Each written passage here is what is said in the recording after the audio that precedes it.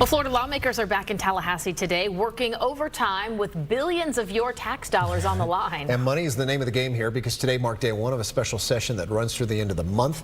And Fox 10's Ariel Placencia is here. The good news is they only have one job, and it's past the budget, but that's not an easy one, we know. Not an easy one. It's taking some extra time. In fact, this is the second year that they're needing overtime to do this. And, you know, the budget is the only thing the legislature is constitutionally required to do every single year.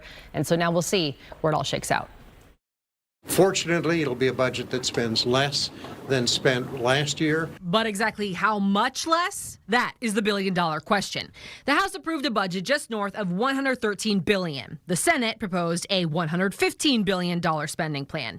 Meanwhile, the governor proposed his, coming in at just over $117 billion. I still think at the end of the process, the Senate will come down off our number, the House will come up on their number, and we'll meet at a number. So lawmakers will spend the next couple of weeks locked in conference committees, hashing out funding for different state departments. So some things that I'll be watching, certainly the higher education budget, the pre-K through 12 budget. I'll be watching what happens with affordable housing. The House plan targets raises for state law enforcement and state attorneys. As for the Senate's proposal, Health and Human Services makes up roughly 45% of the budget.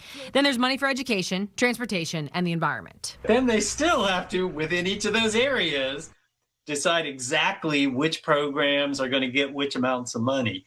It literally is a line-by-line process. So, for example, some people would think, maybe why are we spending so much money in the Everglades?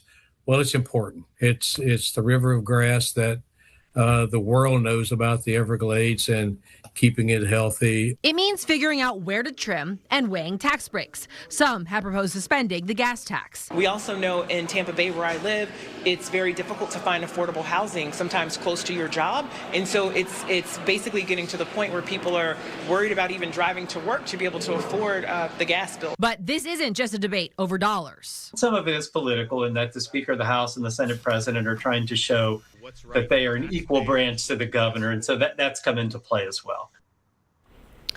And about an hour ago, the House announced budget conference meetings have wrapped up for this evening, but they will continue over the next few weeks as this special session is scheduled to run through May 29th. Again, the deadline to approve a budget, that's July 1st, and Mark, some of the officials who spoke today said they believe they can get it done. Well, we certainly hope so. Ariel Placencia with us. Ariel, thanks much.